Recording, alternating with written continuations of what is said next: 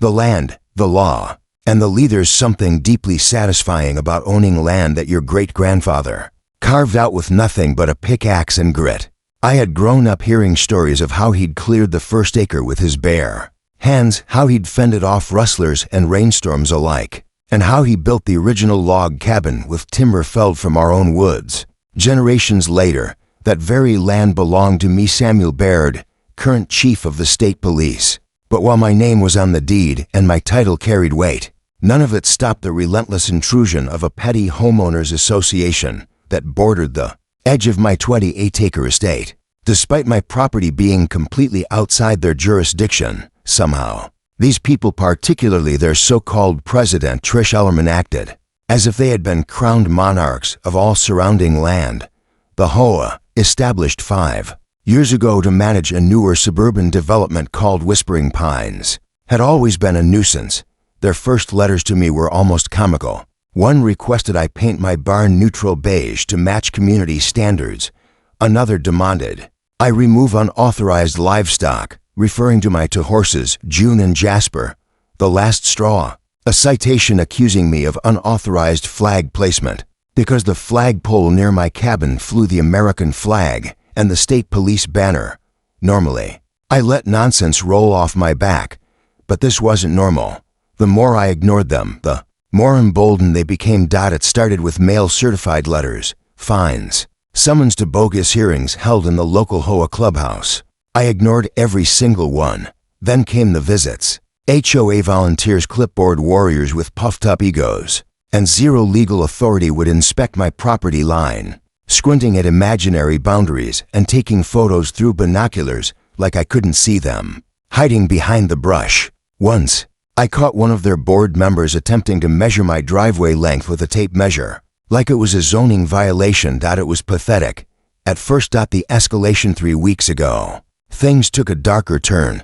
I was repairing the fence on the southern border of my property, the edge that ran closest to Whispering Pines, when I noticed a bright orange sign hammered into the tree line. In big black letters, it read, "Eviction notice, unauthorized dwelling. Remove all structures within 14 days.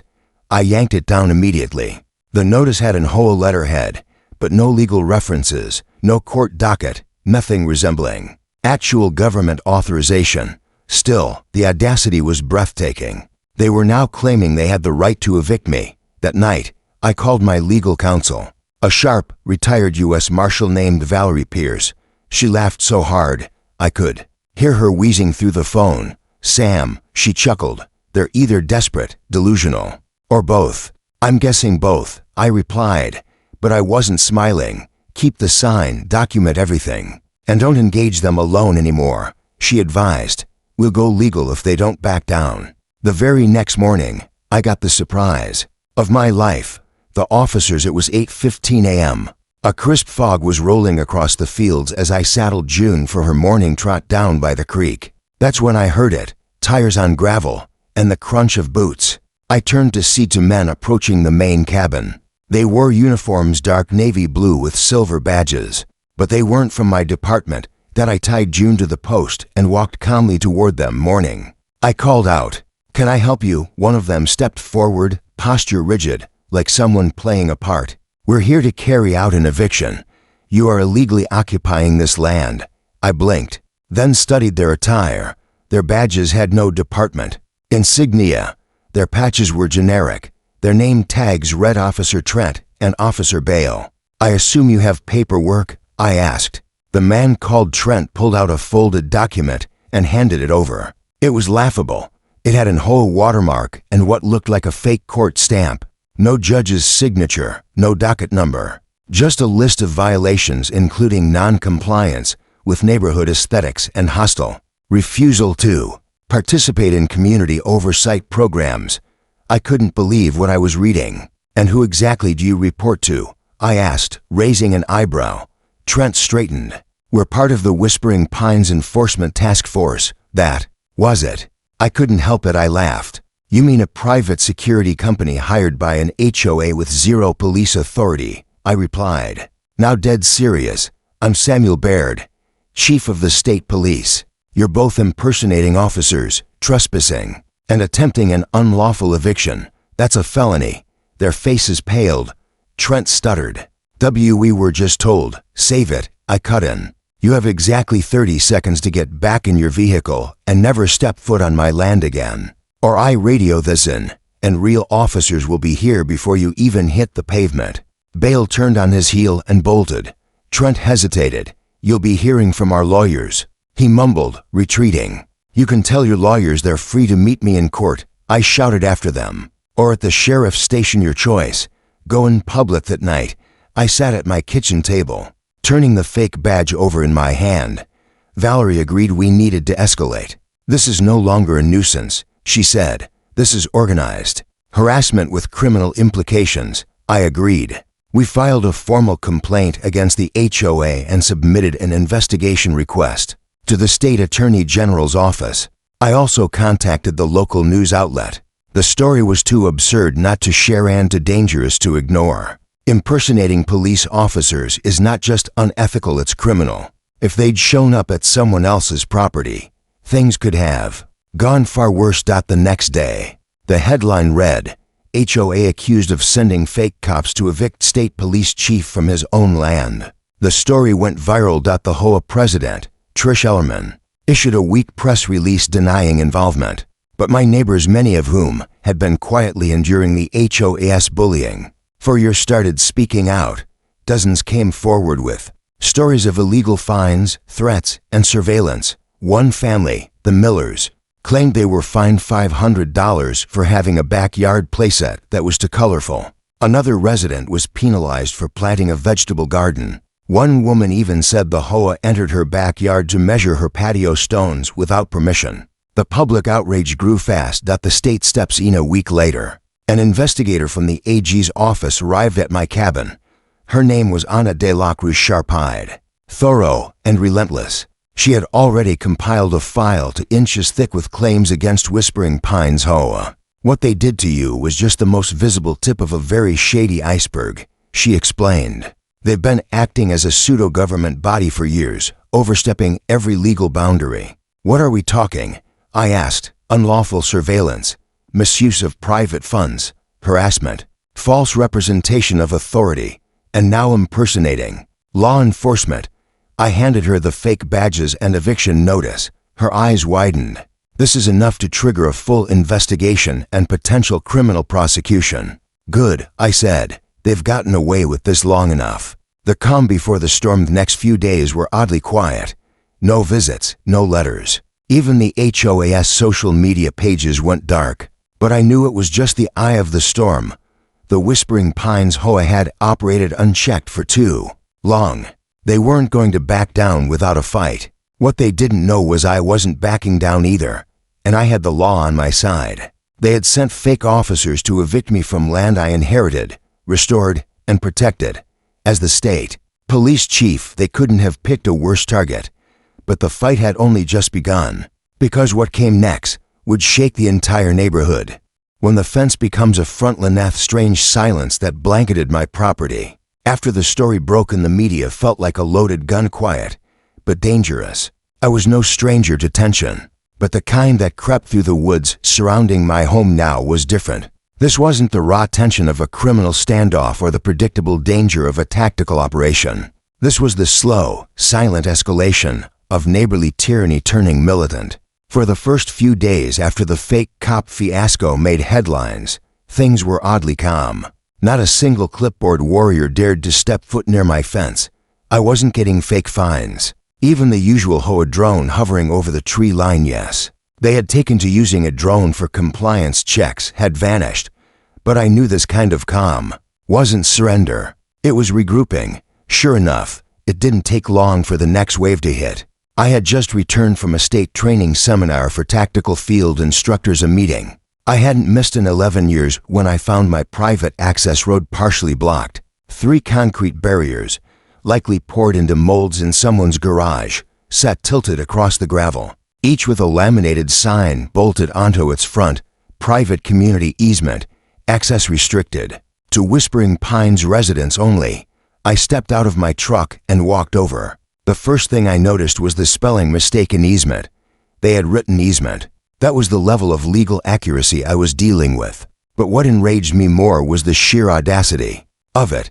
These concrete slabs weren't just an inconvenience, they were a message. A silent, smirking challenge. It didn't matter that my land had been deeded since the 1930s and was never part of any development. It didn't matter that I held title, clearance, and command over the very laws they pretended to mimic. To them, I was still just another obstacle to bulldoze. I made a few calls and brought in a tow crew to remove the slabs.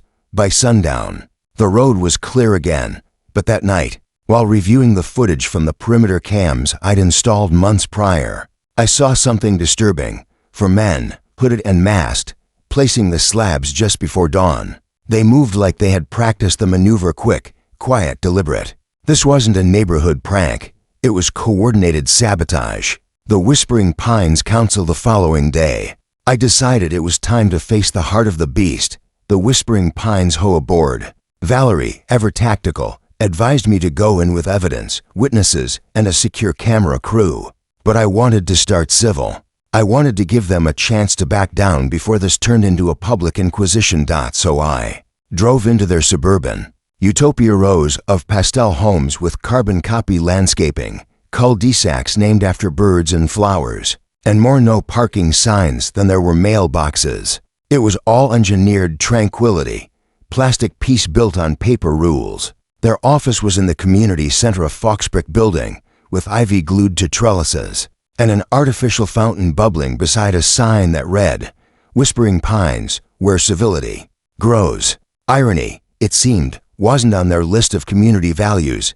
Inside, the board was already mid-meeting, seated around a Fox mahogany conference table. Trish Ellerman sat at the head, wearing a power blazer 3 sizes too big and a smug expression that said she'd watched one too many courtroom dramas.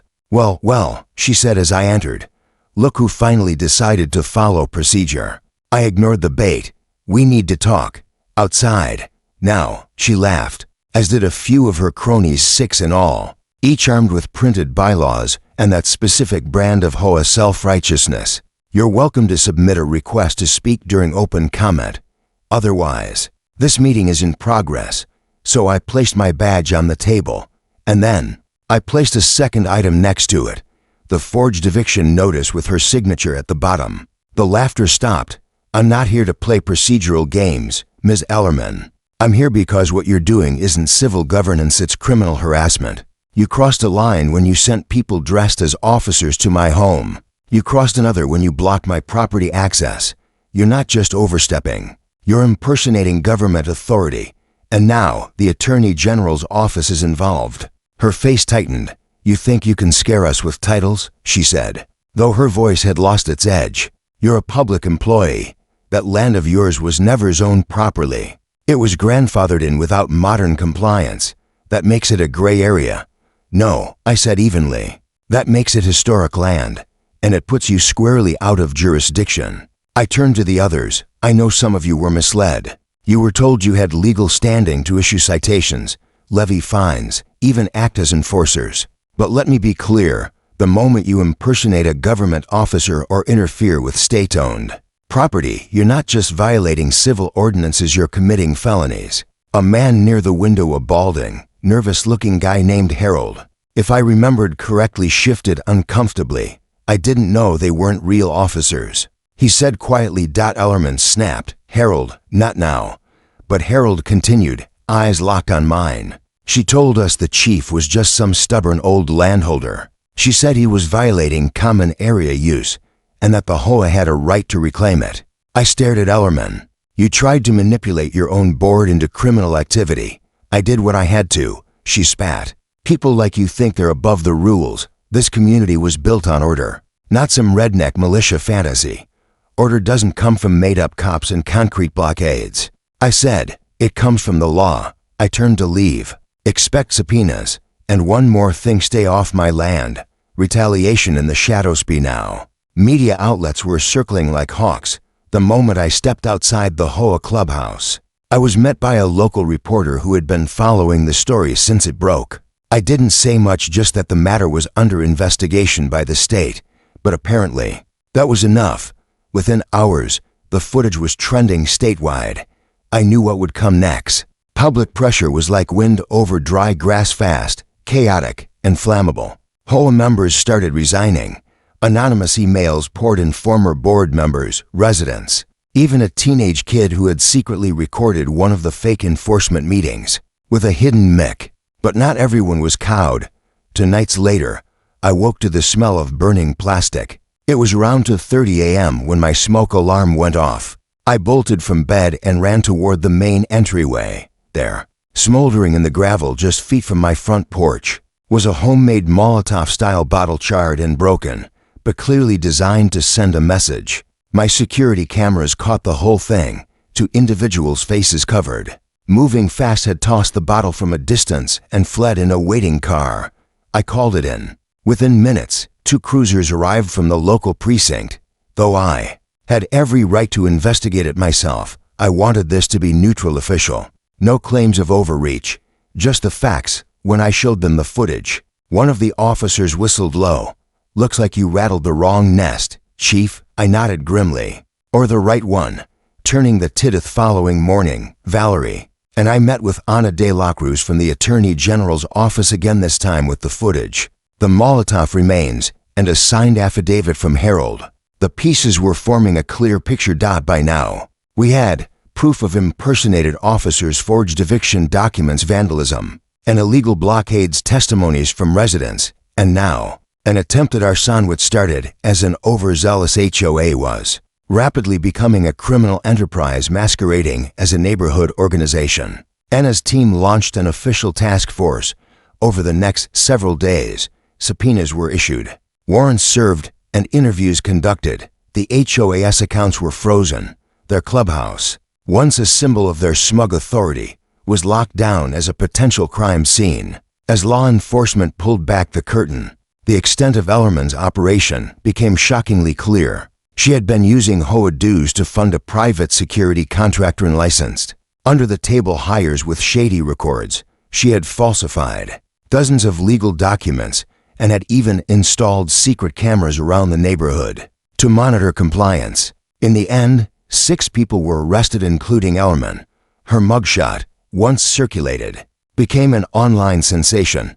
But this wasn't about petty revenge or public ridicule. It was about sending a message, the resilience of land and legacy. After the dust settled, I took a long walk across my property, past the old barn, through the oak grove, and down to the edge of the stream where my grandfather used to fish. The land felt different now, not because it had changed, but because I had reaffirmed my right to it.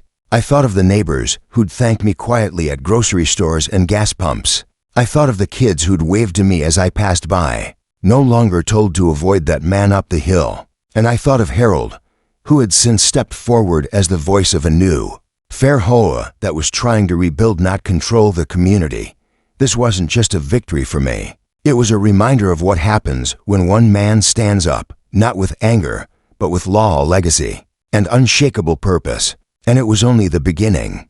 When authority meets arrogance, the days following the arrests were a strange blend of relief and unease. Relief, because the legal system had begun to catch up with the corruption that had seeped into Whispering Pines. Unease, because what I thought was the end of a storm was merely the eye. There's a peculiar quiet that settles after a major takedown, one that tricks you into thinking the battle is won, even when darker forces start to stir just beyond the tree line. I had taken down Trish Ellerman, yes, but the machinery she built hadn't stopped spinning. It just began whirring in the shadows. The new acting HOA president, a man named Martin Crane, reached out requesting a formal sit-down. He claimed to be unaffiliated with the previous regime, as he called it, and was eager to restore trust in the community. Part of me wanted to believe him. The other part had grown far too used to betrayals masked in bureaucratic pleasantries. We met at the neutral ground of a local diner, not on HOA turf, not at my cabin. Crane was tall, meticulously dressed, and had the composure of someone who'd either practiced his talking points or had nothing to hide. He began with all the right words: accountability, transparency, reform. He expressed sympathy for what I'd endured and even condemned Ellerman's actions. But when he started suggesting joint security oversight programs between the HOA and local authorities, I realized the beast had grown a new head. "You're talking about embedding civilians into official channels," I said, stirring the coffee I hadn't touched. "You want surveillance authority without jurisdiction. That's not oversight. That's privatized enforcement wearing a mask." He cleared his throat and tried to soften his tone. "We're just looking for collaboration, so our concerns don't get ignored." "Your concerns impersonated my officers," I replied, eyes locking onto his. "They built fake barricades, falsified documents, and tried to scare me off land that's been in my family for nearly a century. That's not civic complaint, that's organized intimidation." Crane nodded slowly, tapping the edge of his mug. "You've made your point, but just understand there are some on the board who still believe you don't belong, and they aren't going to give up so easily." That wasn't a warning, it was a promise. Pressure from all sides next week felt like walking a ridge with high winds. No single gust could knock me down, but together they chipped away at my balance. First, my mailbox was torn open 3 times in 5 days. Then the electrical lines that powered my outer barn cameras were mysteriously severed. My insurance agent received anonymous reports claiming my home was abandoned and structurally hazardous. Even my department began receiving FOIA requests asking for my personnel file, complaint history, and disciplinary record, none of which contained anything damaging. But the intent was clear: dig up dirt or make it seem like there's some to find. I had faced criminal networks, domestic terrorists, and cartel sympathizers in my time, but nothing quite matched the petty persistence of suburban paranoia paired with a vendetta. Whispering Pines wasn't just a community anymore. It was a cult of quiet aggression, and Crane, though soft-spoken and clean-cut, was rapidly shaping up to be its prophet. Still, I didn't flinch. Instead, I went to work. With Valeri's help and Anna's coordination, I launched a parallel investigation into the HOA's financial dealings under Crane's interim leadership. The former treasurer, a man named Louis Gerber, was willing to talk in exchange for immunity. He revealed that not only had Ellerman diverted thousands in community dues into fake contractor payments, but Crane himself had already filed paperwork to purchase 2 adjacent lots that would have extended HOA boundaries, one of which was right next to my land. The plan wasn't just control, it was annexation. Once they've got the land, Valerie said, they can push for zoning reclassification. Then you're fighting property taxes, land access, and code enforcement. They're playing the long game. Well, so was I. A move they didn't expect. He called in a few favors, quiet ones. No flashing lights, no uniforms. Just seasoned field agents from a parallel jurisdiction, people who didn't answer to HOA newsletters or small-town whispers. Within 72 hours, we had mapped the land purchases, traced the false vendors, and subpoenaed the shell companies Crane was using to launder funds. What began as a civil nuisance had officially stepped into federal territory: fraud, wire transfers, across state lines, conspiracy to defraud public entities. I also reached out to an old friend, an Army vet named Dean Patel, who specialized in land defense cases. He had spent years fighting corporate overreach in rural communities, and he knew the terrain, both literal and legal. We began working on securing my land under a heritage conservation status, effectively shielding it from annexation, rezoning, or HOA jurisdiction forever. "You're locking it down like a fortress," Dean said, admiring the original title deed I kept in a fireproof safe. "Once this is filed, no one touches this property without going through a state panel, and I doubt any HOA board will survive that red tape." But even as we built legal walls, the on-the-ground pressure didn't stop. My property cameras caught 2 different individuals scoping out the creek access behind my property. The drone came back, this time flying low, fast, and without signal trace. A neighbor down the road, who once silently nodded in solidarity, now refused to wave at all. Something had shifted. This wasn't just HOA boardroom scheming anymore. This was something darker. The HOA's hidden partner, through phone records pulled legally via court order. Valerie discovered a repeating number, one not tied to any board member, but which came up in over 60 outgoing calls from both Ellerman and Crane. The number belonged to a real estate firm named Ganton Valley Development. A deep dive revealed they weren't just a property firm. They were land flippers with a long history of strong-arming communities into sellouts. Buying cheap, rezoning, and upselling as luxury developments, Ellerman, it turned out, had been in contact with them for over a year. Crane had submitted proposals for a Phase 2 of Whispering Pines expansion that would cut directly into neighboring private land, mine included. Their plan was clear: use HOA authority to bully, devalue, or evict independent landholders, then slide the properties into corporate acquisition. They hadn't counted on someone like me. Anna met with the state attorney general personally, and within days, a formal RICO investigation was greenlit. The HOA had just become a front for land fraud, and Crane's polite tone was officially irrelevant. The showdown at the creek would happen next would have been laughable if it weren't so serious. One afternoon, I was walking the southern edge of my property, the spot nearest the old access trail to the creek, when I heard voices. I approached quietly and saw 3 men, all in construction vests, marking the soil with fluorescent paint. One had a clipboard labeled, "Lot Survey GVD Phase 2. They hadn't seen me yet. I stepped out calmly, my sidearm visible but holstered. "You gentlemen care to explain what you're doing on private property without permission?" They froze. One of them, a younger guy with a hesitant face, said, "We were told this was approved land for preliminary infrastructure assessment." "Approved by who?" "Whispering Pines HOA and Ganton Valley." I took out my phone and began filming. "This land has been privately owned since 1933. You're trespassing, surveying without legal warrant, and aiding in fraudulent land development. I suggest you leave immediately and inform your employer that this incident is now part of a federal case under active investigation." They left without a word, but the message was clear. This wasn't about HOA bylaws anymore. This was organized real estate warfare, a statement to the staff to the creek incident. The state convened a public hearing. Residents of Whispering Pines and surrounding areas were invited to speak on the record about the HOA, its actions, and the land encroachments. I wore my formal uniform that day not out of arrogance, but as a reminder of what real authority looked like. When I stood at the podium, I didn't speak with anger. I spoke with legacy. This isn't about fences. This isn't about paint colors or lawn height. This is about abuse of community trust. The HOA was never meant to become a government. It was never meant to impersonate officers, falsify legal documents, or scheme with private developers to push out independent landowners. My land has stood through 5 generations of storms, droughts, and family trials. It won't fall to corruption, wrapped in bureaucracy. The room stood in applause.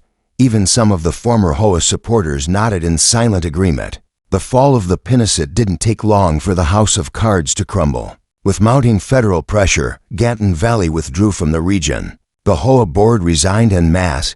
Crane was arrested for conspiracy and financial misconduct. All Whispering Pines operations were frozen, pending reorganization under a court-appointed trustee. The residents, finally free of fear and manipulated loyalty, began forming a new charter, not one driven by fines and surveillance, but by actual community welfare. Harold, the same man who once trembled under Ellerman's rule, was elected interim coordinator. "Whatever you did," he told me during a follow-up visit, "you didn't just save your land. You gave the rest of us a spine, but I didn't do it for applause. I did it because no one HOA or otherwise should have the power to bulldoze tradition, legality, and honest ownership with paper shields and petty authority." The fire beneath the pines by the time the HOA board resigned, and the final wave of investigations concluded. The neighborhood known as Whispering Pines had become a name synonymous with organized abuse of power.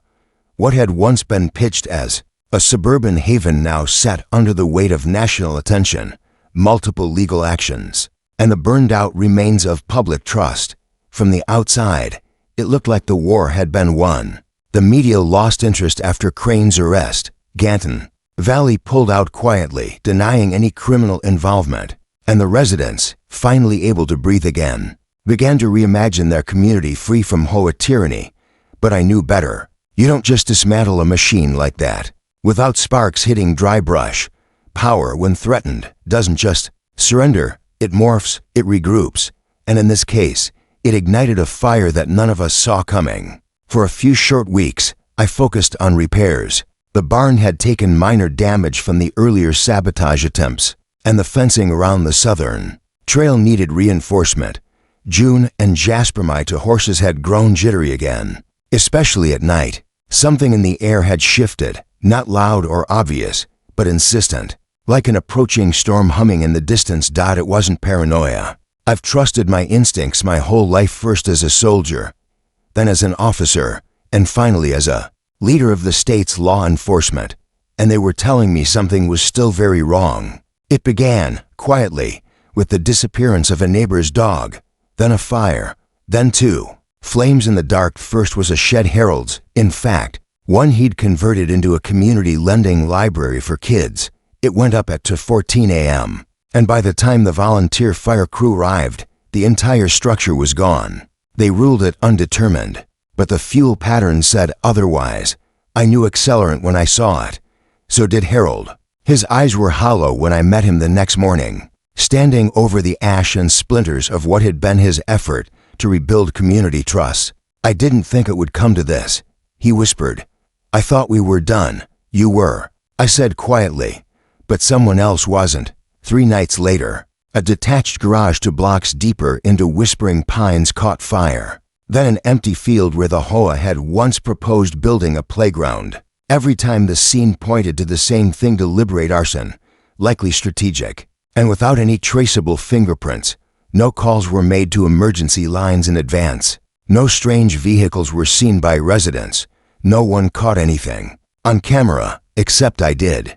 My outer ridge camera long-range motion sensor hidden beneath a camouflaged trail post caught a figure emerging from the woods at 1:56 a.m. on the night of the second fire, dressed in black, carrying a fuel canister and what appeared to be a homemade ignition stick. Their face was masked, their steps calculated. They knew the terrain, the blind spots, the paths people didn't patrol. I reviewed the footage a dozen times before realizing what was most terrifying about it. They had passed within 15 feet of my property line, not just randomly, intentionally. They were circling it, measuring it, as if it were next. A hidden agenda. Resurfaced Valerie and I met up again the next morning. She hadn't slept much since the fires started and had already begun coordinating with state fire marshals to treat these as coordinated acts of eco-terrorism. But something about it didn't sit right with either of us.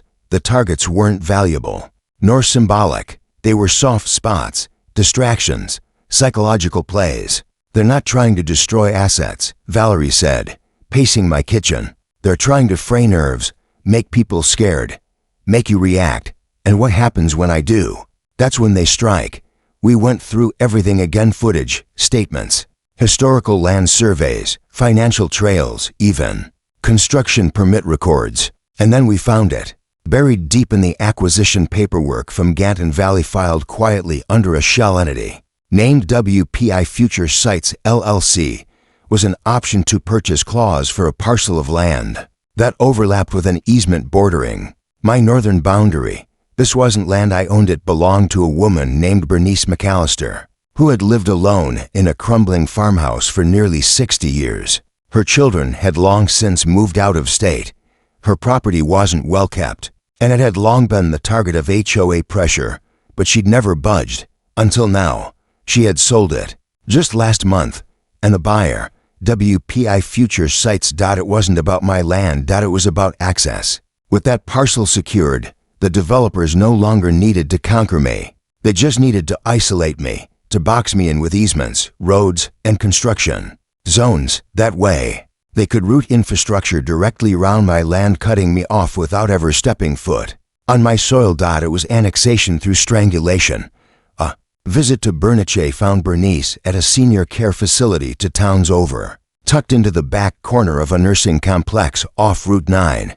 She was frail but lucid, with eyes that still carried the stubborn spark I remembered from the few times I saw her tending her vegetable patch. When I asked her about the sale, she shrugged. They offered me money, she said simply. A lot of it. Said it would help my grandkids with tuition. Said you were selling too. That you were moving out soon. that it didn't matter. I felt a coldness settle in my chest.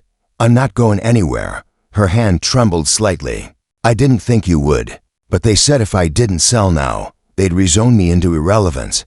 I just wanted peace. It wasn't her fault.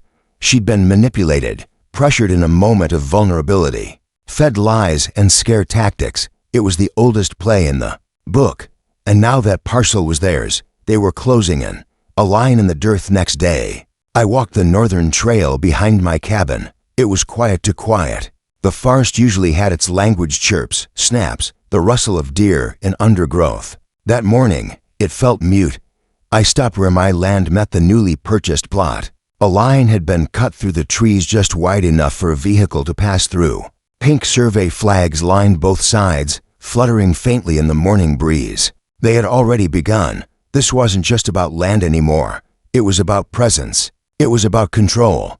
They had tried legal force, then intimidation, and now manipulation through expansion. But I had my own play to make. That week, Dean helped me file for emergency conservation zoning due to ecological preservation. The area behind my property held an old aquifer, one protected under state water conservation law, if I could prove its existence and that their excavation threatened it. I could trigger an environmental blockade on development. It worked. State environmental officers came out to survey. Their report was conclusive. The land fed into a protected water table. Any expansion would require years of study, hearings, and permits. And I made sure every single one of those findings was published, publicized, and permanently recorded. Checkmate, not quite, because 2 nights later, I woke to the sound of gunshots. Firefight at the tree line. It wasn't aimed at me, at least, not directly. But someone had fired into the air behind my barn, likely trying to startle or draw me out. I moved quickly, quietly, out through the side door, weapon drawn, flashlight off. I saw them, 2 figures moving fast, ducking into the tree line. I didn't pursue, but I fired a warning shot into the dirt several yards ahead of their path. They didn't return fire. They just vanished. By the time law enforcement arrived, they were gone. No footprints, no shell casings, no tire marks. Ghosts. But the message was unmistakable. I was not just dealing with developers and HOA letters anymore. This was organized, and they were escalating. Echoes in the smoke of night shots behind my barn didn't just rattle the windows. They rattled the very line between caution and retaliation. I'd been playing chess with the HOA and their shadows, operating by the rule book, trying to dismantle their network using law, facts, and exposure. But the second that bullet cracked the silence of my land, they moved the game to another board, one where rules meant nothing and silence could be fatal. I didn't sleep that night. I sat at my kitchen table, boots on, Glock disassembled, and cleaned with hands that didn't shake but were fueled by something deeper than adrenaline. Controlled fury, not rage. Rage is messy. This was precision, the kind I learned in Fallujah, the kind that got soldiers home alive, the kind you don't unlearn, no matter how many years or titles have passed. But I also knew something else. Retaliation wasn't the answer. Not yet. That's what they wanted. They wanted me to act like the villain, to snap, to fire first, to lose the badge, to be the story instead of the headline. I wasn't giving them that satisfaction. No, if they were going to burn something, it would be their own narrative, one slow, deliberate match at a time. Layers of deception. By the end of that week, the fire marshal's team had finished their forensic sweep of the arson sites, and I had secured full cooperation from a quiet but powerful ally, the State Attorney General's office. While local law enforcement had jurisdiction in name, I still held one thing no HOA or developer could buy: influence earned over decades of clean service, saved lives, and unshakable public trust. I'd made a call that morning to a woman named Natalie Prado, a tough, no-nonsense prosecutor who'd once tried a racketeering case I helped build. Within hours, she had launched an internal task force. While publicly, it was just a community safety audit. Internally, it had a different name: Operation Timberline. It was built to track dark money, land fraud, organized coercion, and now attempted acts of domestic intimidation. They'd crossed into federal territory without even realizing it. And that's when the second bombshell hit. A snake in uniform internal affairs had quietly reopened my earlier complaint about the impersonated officers, the fake eviction team. I hadn't expected much, to be honest. Paperwork gets buried when the optics get too uncomfortable. But Valerie, ever the pitbull for justice, had requested body cam metadata from all units deployed near Whispering Pines during the incident. Timeline. What she uncovered stunned both of us. The footage from the supposed sheriff's department squad didn't just lack sound. It contained time-stamped video markers that placed the body cams inside a training facility over 100 miles away on the day in question. In other words, the footage used to claim jurisdiction had been downloaded, edited, and inserted into reports after the fact. The two men who had stepped onto my land that day, the ones who threatened me with trespassing charges and demanded I vacate per emergency order, were never registered with any department. In fact, one of them turned out to be an ex-security contractor who had once worked private protection in South America for disputed mining zones. The other, a fired deputy from a rural Arizona county, let go for falsifying arrests, and both had been paid through a third-party contract by an entity named Silver Pine Asset Assurance LLC, an entity created for months ago, and whose registered agent, none other than Trenton Crane, the HOA president, who had claimed to resign after his initial arrest. Only he hadn't resigned at all, that he was working behind the scenes the entire time. Rebirth of a ghost Crane hadn't disappeared. He'd simply moved underground, just like any true manipulator would. The arrest was a performance, a temporary retreat to allow his network to continue its work while the spotlight dimmed. Valeri's contacts traced his name to several shell companies currently purchasing land, not just in Whispering Pines, but in for adjacent counties. Their strategy was brilliant in its evil. Create micro-conflicts within each community, spark small-scale panic and division, and sweep in with solutions, legal teams, infrastructure proposals, promises of redevelopment. It was a colonization of the rural fringe, one property at a time. He was turning peaceful communities into corporate fiefdoms and using intimidation and staged force to remove anyone who resisted, including me. Jasper's warning. It was Jasper who gave me my final warning, not with words, but with sound. At 2:38 a.m., 3 nights after the IA report landed, I heard him scream. Yes, scream. Horses don't scream unless they're in agony or terror. I bolted out of bed and onto the porch with my rifle, flashlight beam cutting the darkness. He was still in the paddock, alive but flaring, foam lathering his sides, eyes wide, snorting so violently I thought he might collapse. But it wasn't him I saw first. It was the drone, hovering just 30 feet above the barn, spinning silently, camera lens blinking red. I raised my weapon and dropped it with one clean shot. It sparked, spun, and crashed to the ground in flames. But by then, the second one had already gone. The gathering of Alias the next morning, I called a town meeting, not at City Hall, but at my land. If they wanted me isolated, I'd do the opposite. I invited every resident of Whispering Pines, every neighbor from the bordering towns who had received strange mailers, late-night visits, anonymous development offers. To my surprise, over 60 people showed up: farmers, teachers, retirees, off-grid families, veterans.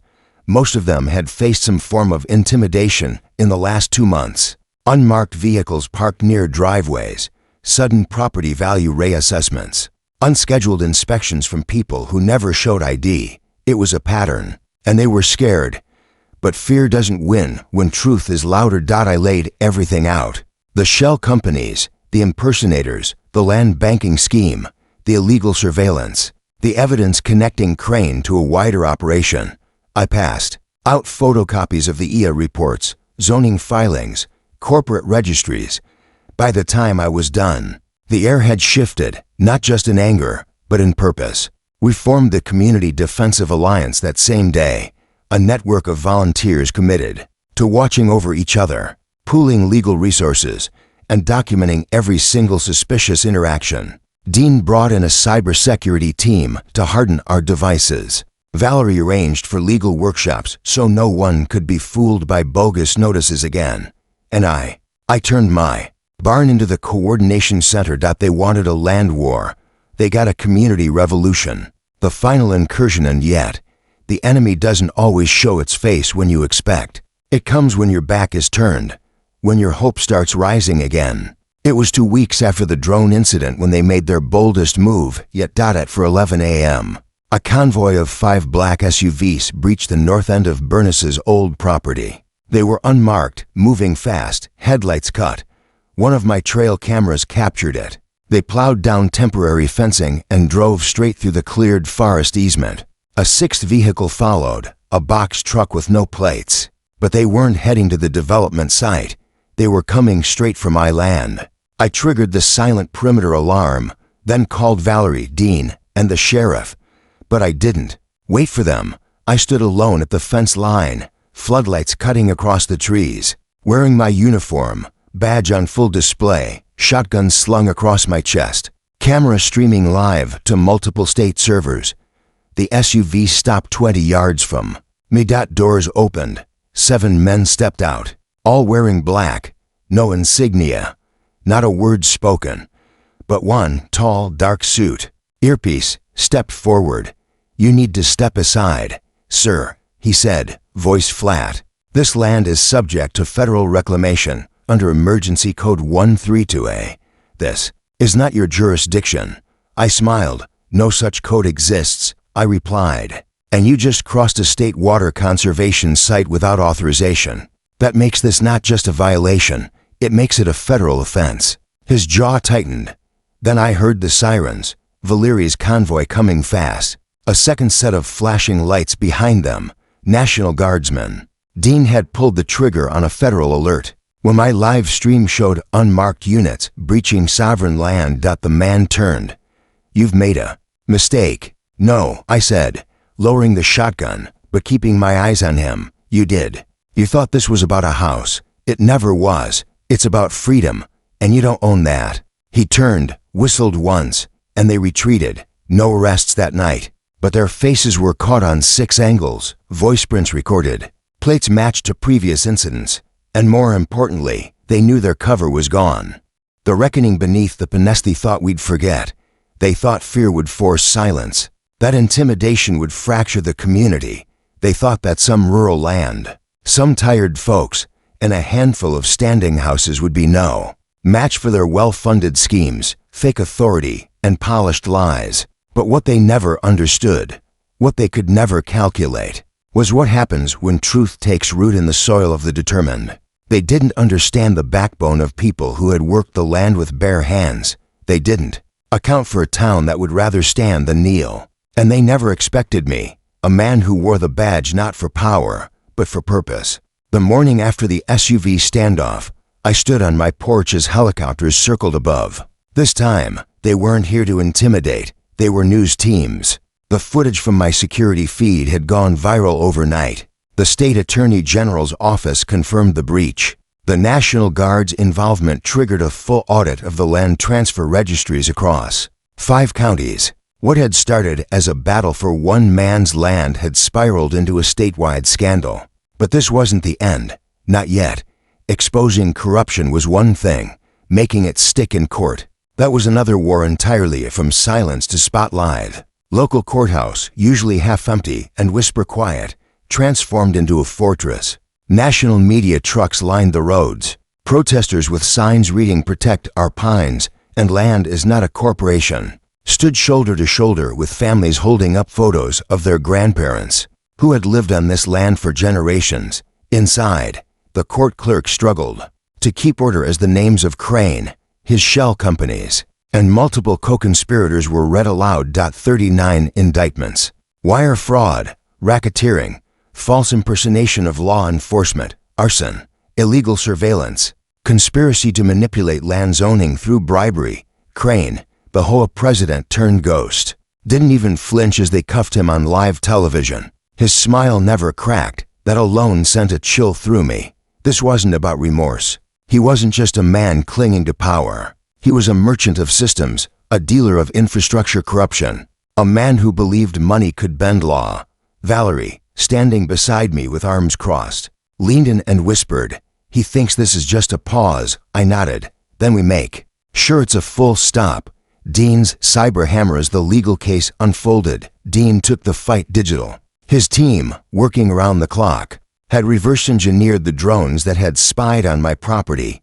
Buried deep in the code were links to IP addresses registered in private networks funded by a company headquartered out of Delaware. Another shell, but that shell had leaked. Enough metadata remained to trace its operations to a consulting firm that had handled civil influence and real estate positioning contracts in foreign conflict zones. This wasn't just about our land. This model, intimidation through HOA proxies, forced evictions using fake enforcement, land grabs masked as redevelopment, had been practiced elsewhere. Dean compiled a 140-page digital report, delivered it to the Department of Homeland Security, and then leaked a redacted version to the press. The story exploded. Headlines splashed across the nation. Weaponized homeowner associations.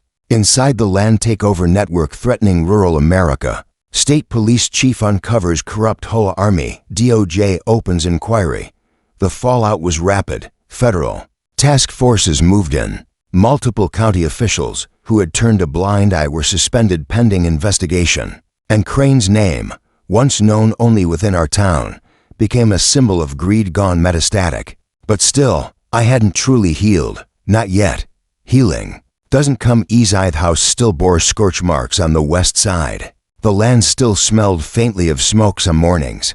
Jasper, my horse, hadn't slept peacefully since the drone night, and I hadn't forgotten the feeling of standing alone with a shotgun, facing down unmarked men with cold eyes. Despite the victories, the land had changed, but so had I. One day, after a town hall held on my property, a quiet older woman approached.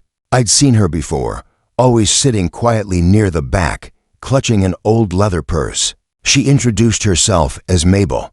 Her husband had died the year prior, and she'd been offered a generous buyout by one of Crane's fake companies. When she resisted, her well had been sabotaged. She never reported it, thinking no one would believe her. I told her I did, and then it hit me. This wasn't just my story. This land war, this chaos had hurt hundreds. Families had lived in fear. Elderly folks had lost sleep. Parents had considered moving their kids away just to protect them. It wasn't just about me holding the badge anymore. It was about restoring safety where it had been stolen. So we took it one step further. The Whispering Pines Accord, with the legal case moving forward and the public eye watching. I partnered with local leaders, farmers, and veterans to form something more permanent, a legally binding land trust charter. We called it the Whispering Pines Accord. The goal was simple but powerful. Any land within the region donated to the Accord would be held in permanent stewardship by the community, protected from hostile takeovers, redevelopment pressure, or manipulation by HOA letters or corporations.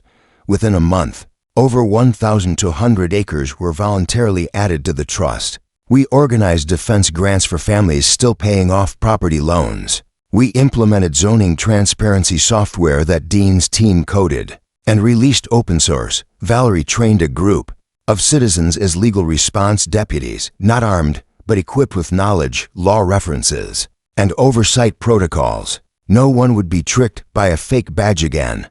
The trial and the twist. 3 months later, the trial began. Crane arrived wearing the same smug smirk. His defense tried to paint him as a visionary, a misunderstood reformer trying to revive failing communities. They said the HOA had simply made procedural errors while trying to upgrade Whispering Pines.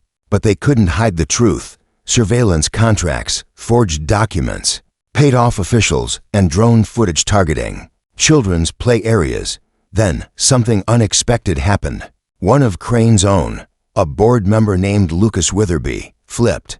He took the stand with shaking hands and described how Crane had blackmailed him into signing documents under threat of exposing his son's undocumented status. Lucas admitted to falsifying financial ledgers, destroying evidence, and helping coordinate the fake eviction with the impersonated officers. The jury didn't deliberate for long. Guilty on all counts. Crane would spend the next 45 years behind bars, and not the white-collar kind. He would be serving time at a maximum security facility designated for financial and public corruption convicts.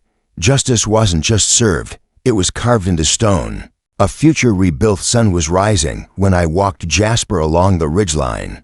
2 weeks after the verdict, he was calm again, breathing steady. The scent of lavender from the meadow mixed with pine and fresh earth. Below us, kids played near the restored creek. Families laughed over fire pits. Dogs barked, not in fear, but in joy. The land was free again. I had been ready to walk away from the badge, from the uniform, from the long shadow of bureaucracy. But the community made that decision for me. At the annual vote, they elected me as chief of the Rural Resilience Task Force, a new civilian liaison board designed to protect similar towns across the state, and I accepted, because this wasn't just a victory for me, that it was a warning to every predator wearing a suit and holding a contract. You come for our land, you better pack more than drones and fake deputies. You better pack the truth, because we're not giving up an inch without a fight.